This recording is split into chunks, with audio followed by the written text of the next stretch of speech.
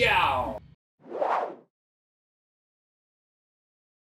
Halo Dokter Esi. Halo. Namanya jauh ya, Feptusia kok jadi Esi, gimana tuh Dok? Betul, iya itu Ada sejarah? memang orang tua saya terlalu kreatif. Oh gitu. Jadi di akte kelahiran saya tuh juga lucu, Feptusia Puspitasari dalam kurung Esi. Oh gitu ya? Kan nggak ada Sampai bawa ke sana ya? kayak gitu. Gak usah dicatat Jal.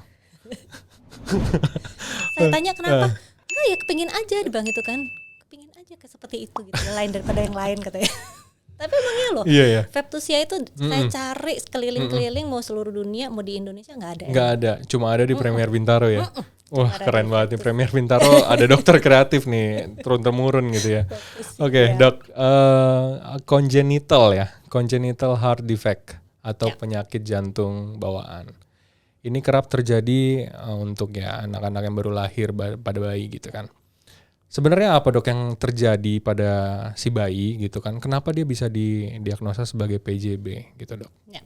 Ya jadi memang setiap tahun nih Mas sebenarnya itu kita ada namanya congenital heart defect awareness. Okay. Awareness itu selalu kita rayakan setiap tanggal 7 sampai 14 Februari. Jadi tidak hanya Valentine, tetapi kita juga kita mengajak untuk seluruh orang di dunia untuk memperingati gitu ya bahwa bayi-bayi yang baru lahir ini ternyata banyak mengalami itu tadi ya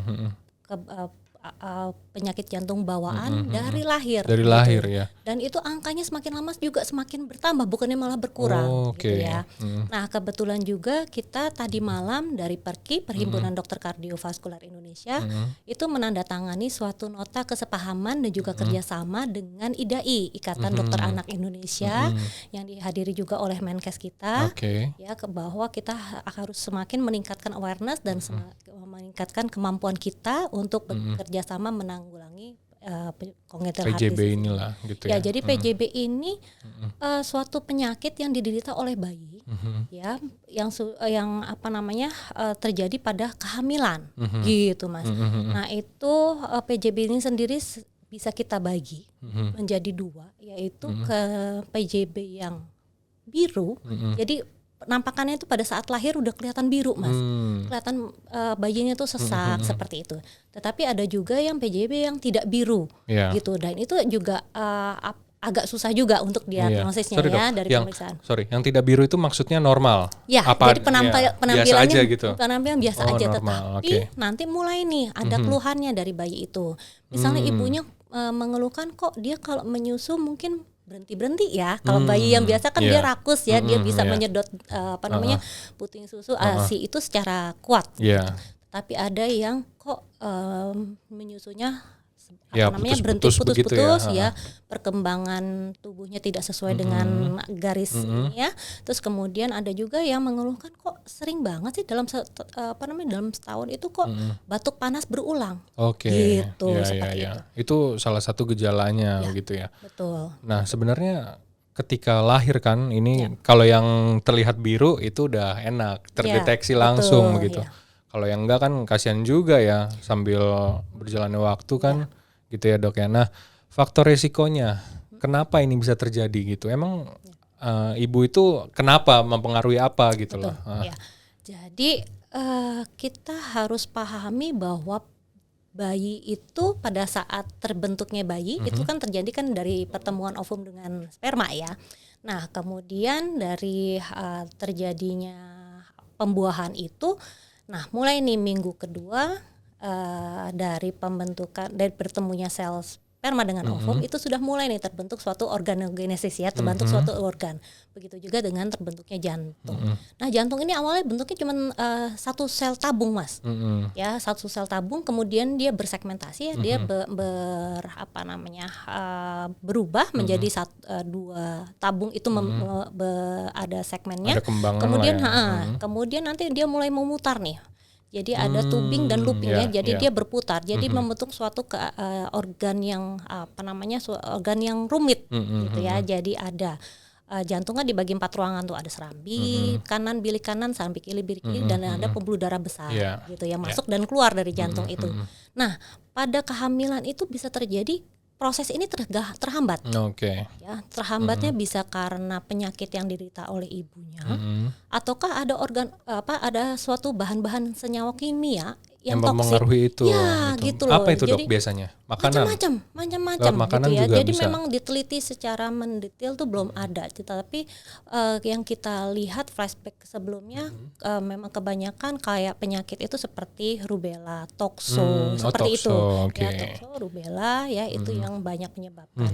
Kemudian ada juga yang dilaporkan ibu ini yang tinggal di daerah yang polusinya terlalu tinggi, misalnya dekat dengan bengkel, cat atau segala macam, seperti itu. Gitu. Wow. Jadi memang multifaktorial. Iya. Dan ada juga yang yaitu tadi ya mungkin gizinya kurang bagus, segala macam itu yang membuat proses organogenesis itu, proses terbentuknya jantung itu jadi tidak lengkap, tidak komplit. Gitu. Nah itu kalau kita ngomongin masalahnya yang biru tadi dok ya, sebenarnya itu apa yang terjadi? Darah itu kan pasti kalau biru ya. Iya. Kita sama-sama tahu tuh kebentur biru darah tuh. Itu gimana dok? Jadi di sini terjadi suatu mixingnya darah yang kotor dan darah yang bersih itu bercampur. Jadi itu penyakit jantung bawaan ini kompleks ya, macam-macam tipenya. Ada yang karena tertukar nih pembuluh darah besarnya. Namanya transposition of great artery. Jadi pembuluh darah itu kan ada aorta sama pulmonalnya, itu ketukar letaknya. Gitu, tertukar sehingga terjadi mixing itu tadi. Gitu ya. Terus ada juga yang jantung itu terbentuknya tidak komplit empat-empatnya. Ada ruangan yang cuma satu. Gitu. Seperti itu. Iya, jadi itulah macam-macam sekali. Kita taunya dari mana itu tadi, dari pemeriksaan lanjutan, dari USG jantung. Nah ini penting banget ya. Jadi memang kalau ada bayi yang kita lihat seperti nafasnya kurang bagus, apa segala perkembangan kurang bagus, biasanya memang dokter anak akan mengkonsulkan ke dokter jantung dan kita akan lakukan USG jantung itu gitu. Nah jadi USG jantung itu kelihatan tuh strukturnya bagaimana gitu. Itu kelainan struktur itu yang penting tuh. Nah dok, penanganannya, kenapa penanganan? Karena begini, itu kan pada saat di kandungan ya, sulit dideteksi begitu kan. Apa yang harus dilakukan oleh seorang ibu gitu supaya anak gue nggak kayak gini nih, gitu nanti pada saat lahir gitu ya? Gimana tuh dok?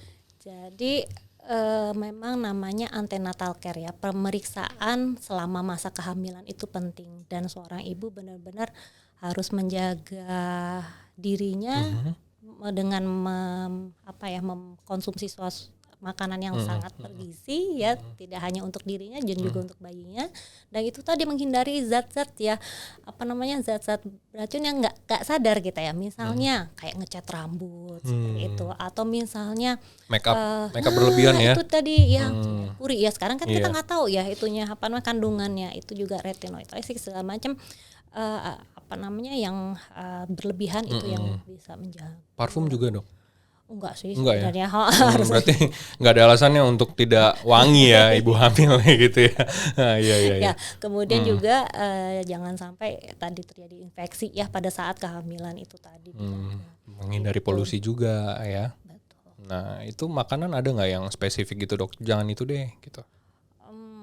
Enggak sih, yang jangan makan hati aja dan jangan makan teman sepertinya kayaknya mas. Balik ke hati gitu. Nah kalau misalnya untuk bayi yang sudah lahir ya, penanganan beda dong. Kalau tadi kan deteksi ya. Nah kalau yang udah lahir biasanya penanganan jantungnya akan seperti apa dok?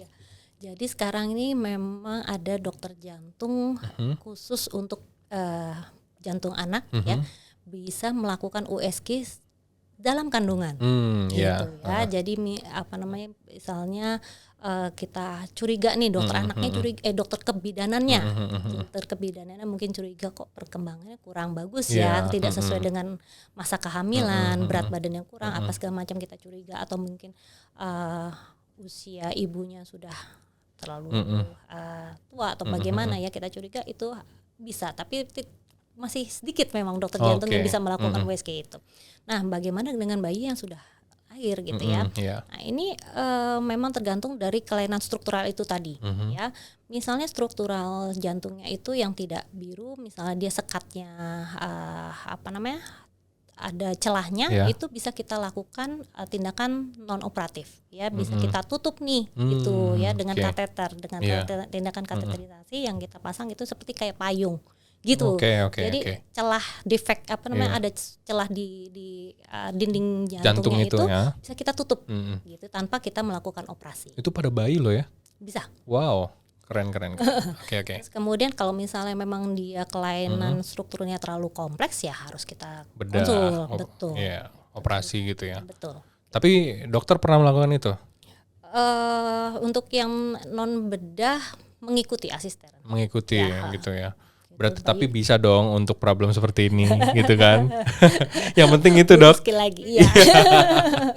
Oke dok, kemarin by the way Pak Menkes ada oleh-oleh apa? Oh iya. Iya. Ya beliau itu emang humble sekali ya, dan walaupun beliau bukan dari kedokteran tetapi dia berusaha untuk memahami kami para dokter-dokter yang rempong ini ya. Masa banyak sih maunya. BM BM ya.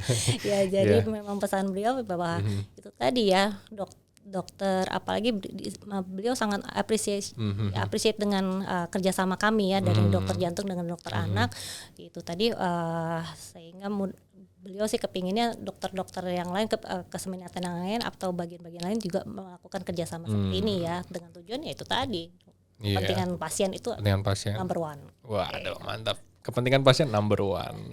Dokter Esi yang bilang ya kan. Oke dok, semoga lah ya ibu-ibu yang sedang mengandung gitu ya bisa aware terhadap hal ini supaya nanti pada saat kelahiran ya tidak ada PJB pada sang anak begitu ya dok ya.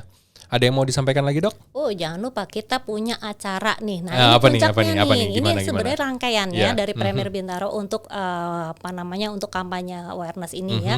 Kita jangan lupa nanti tanggal 26 Februari hari Minggu loh gitu ya, kita akan mengadakan suatu seminar. Seminar awam ya, offline loh, tidak online lagi nih, udah kita bisa ketemu langsung. Ya jadi nanti ada diskusi antara saya dokter jantung dan dokter anak. Ada insya Allah ada Prof Najib, kemudian ada Dokter Nita spesialis anak ya, yang kita akan membahas nih tentang bagaimana penyakit jantung bawaan itu seperti apa sih gitu ya. Kemudian dari Dokter Nita juga tumbuh kembangnya gimana nih gitu ya, tumbuh kembang si anak ini yang kita sudah katakan menderita penyakit jantung bawaan itu tumbuh kembangnya akan seperti apa gitu ya. Di mana tuh dok? Di sini dong. Di sini ya. Tunggu ya, jangan tunggu sampai, aja. Jangan sampai telat, jangan sampai kelewatan. Iya. Akhir bulan kita akan ketemu secara offline. Iya, 26 habis gajian tuh. Yo. Oke deh dok, kalau begitu thank you ya for coming dok. Semoga tidak kapok ke ruangan panas ini dan siap mencerahkan sahabat Premier ya. Oke, ciao.